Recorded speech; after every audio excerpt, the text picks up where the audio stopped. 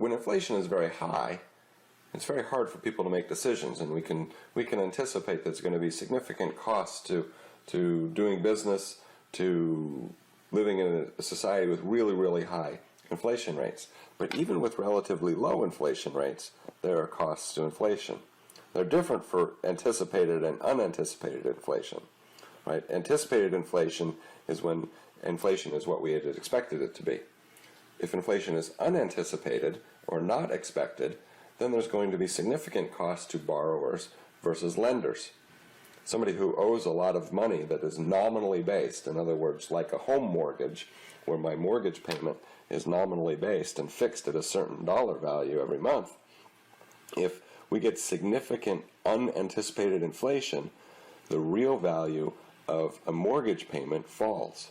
So borrowers would be better off and lenders would be worse off with unanticipated inflation.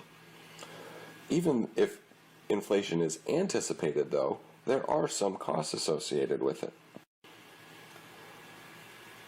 With anticipated inflation, we could have what are called menu costs. This is the cost associated with changing prices and printing new price lists. So it's just sort of the cost of doing business and changing prices. As prices rise, we have to make new menus, and so there are costs associated with that. There are also what are called shoe leather costs. These are costs of inflation that arise from trying to reduce holdings of cash. As prices rise, the real value of cash is going to fall. In fact, any nominally based asset, its real value is going to fall. And so as prices rise, people will try to minimize their holdings of nominally based assets, and those efforts to minimize those holdings are called shoe leather costs.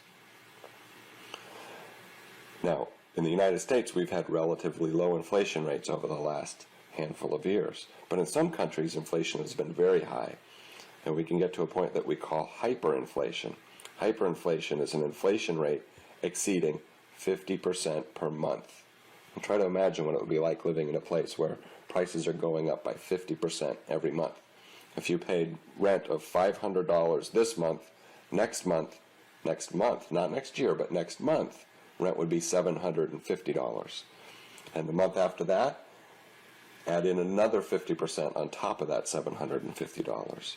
So you can imagine an economy experiencing hyperinflation experiences lots of costs and difficulties due to that inflation.